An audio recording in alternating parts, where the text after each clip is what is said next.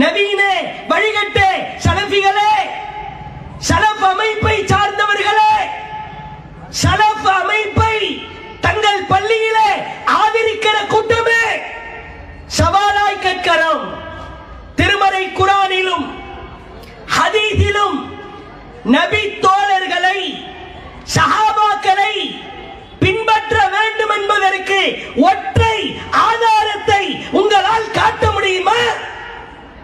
ஒரு ஆதாரம் 9வது அத்தியாயத்துல 100வது வசனத்துல அல்லாஹ் தஆலா சொல்றான், والسابقون الأولون من المهاجرين والأنصار والذين اتبعوهم بإحسان رضي الله عنهم ورضوا عنه وأعد لهم جنات تجري تحت الأنهار خالدين فيها أبدا ذلك الفوز العظيم.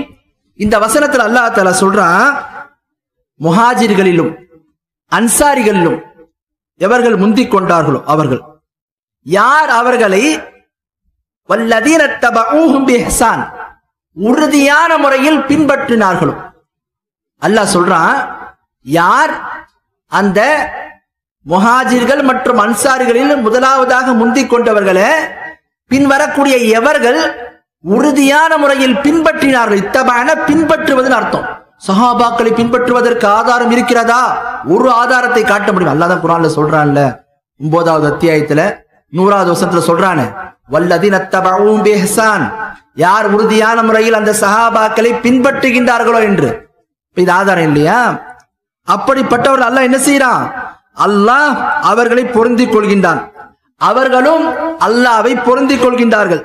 அவர்களுக்காக அல்லாஹ் சொர்க்கத்தை தயார்படுத்தி வைத்திருக்கிறான். அவற்றுக்கு கீழே ஆறுகள் ஓடிக்கொண்டிருக்கும், அதில் அவர்கள் நிரந்தரமாக இருப்பார்கள். இதுவே மகத்தான வெற்றி என்று அல்லாஹ் சொல்றான். இந்த வசனத்தை நீங்க கவனிச்சீங்கன்னு சொன்னா இதுல சில முக்கியமான அம்சங்களை பார்க்கலாம். முதலாவது, அல்லாஹ் தஆலா இந்த வசனத்துல 2 சாராரை பத்தி பேசுறான். ஒன்னு யாரு? முஹாஜிர்கள் மற்றும் அன்சாரிகள். இவங்கள முதல்ல சொல்லிடுறான். அடுத்து 2வது அல்லாஹ் என்ன சொல்றான்? வல்லதீன தபஊஹும் பிஹ்சான், யார் இந்த முஹாஜிர்களையும் அன்சாரிகளையும் உறுதியான முறையில் பின்பற்றுகின்றார்களோ என்று அடுத்த ஒரு தரப்பை பத்தி சொல்றான். அப்போ இங்க நம்ம ஒரு விஷயத்தை விளங்கணும். முஹாஜிர்கள் மற்றும் அன்சாரிகள் அவங்கள சொல்லிட்டு அல்லாஹ் என்ன சொல்றான்? யார் அவங்கள பின்பற்றுகின்றார்களோ உறுதியான முறையில என்று அல்லாஹ் தெரியப்படுத்துறான். அப்போ முஹாஜிர்கள் அன்சாரிகள் இவங்க ஒண்ணு. 2வது யாரு?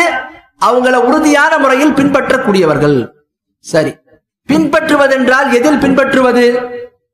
இந்த வசனத்துக்கு சில பேரு தௌஹீது பேர்ல இருந்து என்ன வியாக்கியானம் கொடுக்கறாங்கன்னா, அல்லாஹ் முஹாஜிர்களை அன்சாரிகளை பின்பற்றுவது என்று சொன்னால் முஹாஜிர்களை ஹிஜ்ரத் செய்வதில் பின்பற்றணும், அன்சாரிகளை உதவி செய்வதில் பின்பற்றணும். இப்ப மூசான்னு ஒரு போலீஸ்காரர் இருக்காரு, மூசாவை பின்பற்றினா அந்த அதிகாரம் என்று அர்த்தம் அப்படின்ற மாதிரிலாம் என்ன செய்வாங்க? வியாக்கியானம் கொடுப்பாங்க. ஆனா அல்லாஹ் அப்படிலாம் வியாக்கியானம் சொல்லல. அல்லாஹ் குர்ஆன்ல என்ன சொல்றான்? வல்லதீன தபஊஹும் பிஹ்சான், எதையுமே குறிப்பிடாம 2 முஹாஜிர்களையும் அன்சாரிகளையும் சொல்லிட்டு அடுத்து அல்லாஹ் என்ன சொல்றான்? யார் அவர்களை உறுதியான முறையில் பின்பற்றுகின்றார்களோ என்று அல்லாஹ் பொதுவா தான் சொல்றான். இதுல பின்பற்றுவது அதுல பின்பற்றுவது என்று பிரிக்கலாம் இல்ல. அல்லாஹ் பொதுவான முறையில என்ன செய்யறான் சொல்றான். சில பேர் என்ன செய்வாங்க?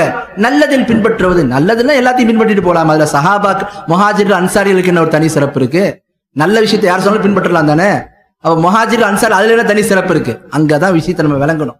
ஏன் அல்லாஹ் குறிப்பிட்டு இவங்க 2 பேரை சொல்லிட்டு பொதுவான முறையில் யார் அவர்களை உறுதியான முறையில் பின்பற்றுகின்றார்கள் என்று அல்லாஹ் என்ன செய்யறான் சொல்கிறான் என்பதை பார்க்கிறோம். எனவே சஹாபாக்கள் எப்படி அக்கீதா விளங்குனாங்களோ, நம்பிக்கை எப்படி அவங்க நம்பினாங்களோ, ஈமான் சார்ந்த விஷயங்களை எப்படி அவங்க ஈமான் கொண்டாங்களோ, எப்படி அவங்க மார்க்கத்தை விளங்கினார்களோ, புரிந்தார்களோ, அணுகினார்களோ, அது போன்று நாம் அணுகணும். அதைத்தான் அல்லாஹ் பொதுவா சொல்றான், யார் அவங்கள உறுதியான முறையில் பின்பற்றுகின்றார்களோ. ஆகவே இந்த வசனம் தெளிவான வசனம். அதனால தான் இமாம்களை எல்லாருமே ஏற்றுக்கொண்டிருக்கும்.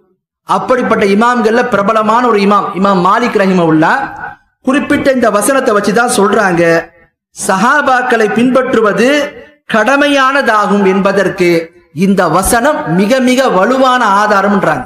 இதை இமாம் இப்னுல் கய்யிம் ரஹிமஹுல்லாஹ் தன்னுடைய ஏழாம் நோக்கை என்ற நூல்ல தெரியப்படுத்துறாங்க. இப்ப பாருங்க, இன்னைக்கு மார்க்கத்தை சரியாக அறியாத, அடிப்படை விளங்காதவங்க ஒவ்வொரு கருத்து சொல்றாங்க. ஆனா இமாம்கள் என்ன கருத்து சொல்லி இருக்கிறாங்க? இந்த வசனம் சஹாபாக்களை அவசியமாக பின்பற்ற வேண்டும் என்பதற்கு மிக மிக வலுவான ஒரு ஆதாரம் என்பதை தெரியப்படுத்தியிருக்கிறாங்க அப்படின்றத நம்ம பார்க்கிறோம். ஆகவே இந்த ஆதாரத்தின் மூலமாக நம்ம விளங்கலாம் சஹாபாக்களை உறுதியான முறையில் பின்பற்றுவது இந்த வசனம் பேசுது. தனி தலைப்பாக பேசப்பட வேண்டிய விஷயம்.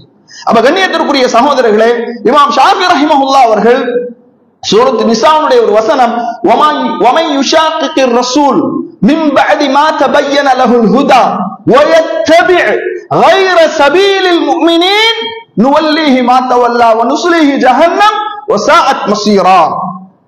இஜ்மாஉ ஸஹாபா, சஹாபாக்கள் புரிந்த அடிப்படையில் தான் மார்க்கத்தை புரிந்து கொள்ள வேண்டும், புரிந்து கொண்டால்தான் நேர்வழி என்பதற்கு மிகப்பெரிய இன்னொரு ஆதாரம். ومن يشاقق الرسول من بعد ما تبين له الهدى, இதுதான் நேர்வழி என்று தனக்கு தெளிவாக தெரிந்த பின்னரும் யார் இந்த தூதருக்கு முரண்படுகிறார்களோ, غير سبيل المؤمنين, மூமின்கள் செல்லாத பாதையில் யார் செல்கின்றார்களோ, نوليه ما تولى ونصليه جهنم, அவர்கள் செல்கின்ற பாதையிலே அவர்களை செல்லவிட்டு நரகத்திலே நாம் நுழைவிப்போம். அல்லாஹ் தஆலா சொல்றான்.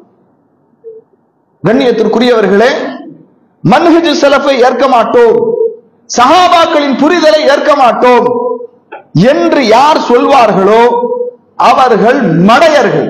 நான் சொல்லல, அல்லாஹ் சொல்கின்றான். எங்கு சொல்கின்றான்?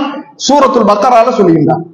وَإِذَا قِيلَ لَهُمْ آمِنُوا كَمَا آمَنَ النَّاسُ قَالُوا أَنُؤْمِنُ كَمَا آمَنَ السُّفَهَاءُ أَلَا إِنَّهُمْ هُمُ السُّفَهَاءُ. அல்லாஹ் சொல்கின்றான், அவர்களுக்கு சொல்லப்பட்டால் ஆமினு கமா ஆமனன் நாஸ், இந்த மக்கள் ஈமான் கொண்டதை போன்று நீங்கள் ஈமான் கொள்ளுங்கள் என்று அவர்களுக்கு சொல்லப்பட்டால், சஹாபாக்கள் ஈமான் கொண்டது யாரு? இந்த வசனம் இறங்கும் போது மூமின்களாக இருந்தவர்கள் யார்? சஹாபாக்கள். அப்படிதானா இல்லையா? அப்ப இந்த மக்கள் ஈமான் கொண்டதை போன்று நீங்கள் ஈமான் கொள்ளுங்கள் என்று அவர்களுக்கு சொல்லப்பட்டால், காலு அனுமினு கமா ஆமன சுஃபஹா, மடையர்கள் ஈமான் கொண்டதை போன்று நாங்கள் ஈமான் கொள்வதா என்று சஹாபாக்களை முட்டாளாக்கியவர்கள் முனாஃபிக்குகள். இப்ப சொல்லுங்க, மன்ஹஜ் ஸலஃப், இதை விட உங்களுக்கு தெளிவான ஆதாரங்கள் என்ன வேண்டும்? நிறைய இருக்கின்றது கண்ணியத்திற்குரியவர்களே. அப்ப குர்ஆன் சுன்னா அதுதான் மார்க்கத்தின் அடிப்படை, அதுல யாருக்கும் எந்த விதமான மாற்று கருத்தும் இல்லை. ஆனால் யார் புரிந்த அடிப்படையில் புரிந்து கொள்வது?